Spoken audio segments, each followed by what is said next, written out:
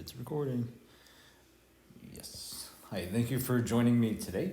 As per the request of a few viewers asking for more challenging texts, and in this case, we've got a more challenging text relative to some of the other exercises I've done. What we're going to be doing is taking a look at a paragraph, and within that paragraph, there have been 5 adverbs embedded throughout, and our goal today is, well, for you at least, is to be able to identify those adverbs, and we'll look more closely as to which words they're modifying. All right, let's go ahead and take a look. I'll just move this in front. All right, I'll read the paragraph aloud, and then whenever you're ready, please pause, take a moment to reread it yourself, and of course, identify any adverbs that you can, and we'll go through, and of course, resume when you're ready to review it with me. All right, so the paragraph reads, I'll make it larger. Mass extinctions are insanely catastrophic, but important events that punctuate the history of life on Earth.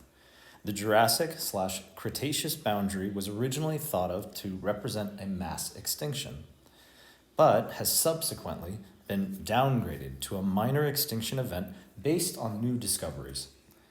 However, compared to other important stratigraphic boundaries like the end Triassic or the end Cretaceous, the Jurassic/Cretaceous boundary remains really poorly understood. All right, and at this point, I ask again that you pause the video, reread it yourself, and look for those 5 adverbs embedded throughout the paragraph. Resume when ready. Okay, if you've resumed, I assume you're ready to go. So we'll go ahead line by line and examine the paragraph.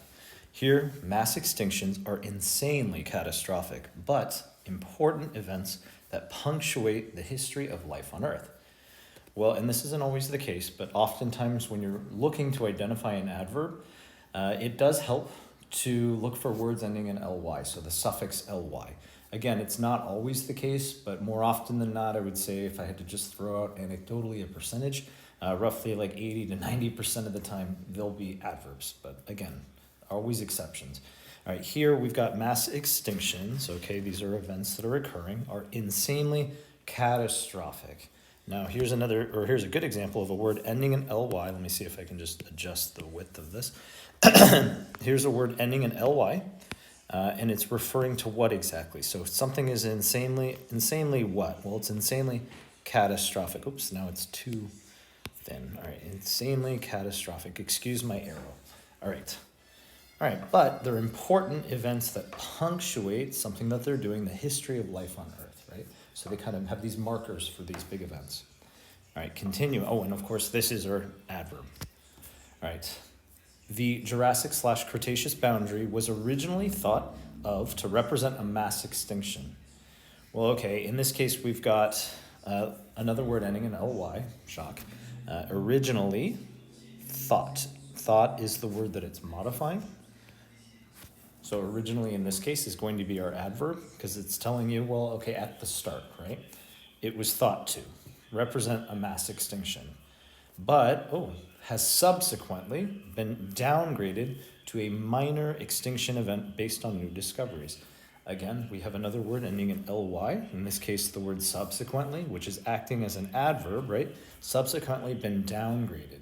So what happened? It has since been downgraded to a minor extinction event based on new discoveries. So the information has shifted, a change in our original thought.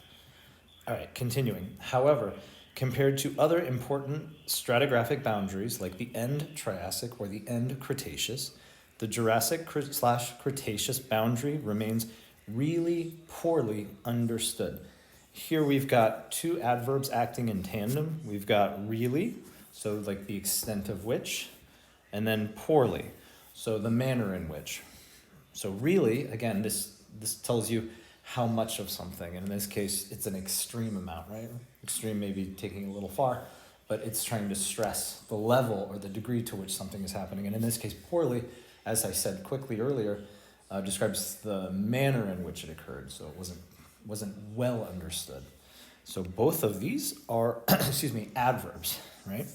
But it looks like when I count them, I've got insanely, originally, and subsequently, plus really and poorly. So that adds up to my 5 adverbs. Hopefully you were able to identify the same. If not, no worries, just continue to practice. Hopefully in future exercises I'll be more thorough, just kind of in the explanations of which words are being modified by what, and of course also what parts of speech they're modifying, because as a reminder, adverbs don't modify only verbs. It's a misnomer in a way. They modify adjectives, other adverbs as well. So just keep that in mind. All right, I hope to see you again in the next one. Feel free to subscribe, like the video if you found it helpful. Otherwise, please use the comment section to tell me how I can improve these or a better format. All right, thank you again.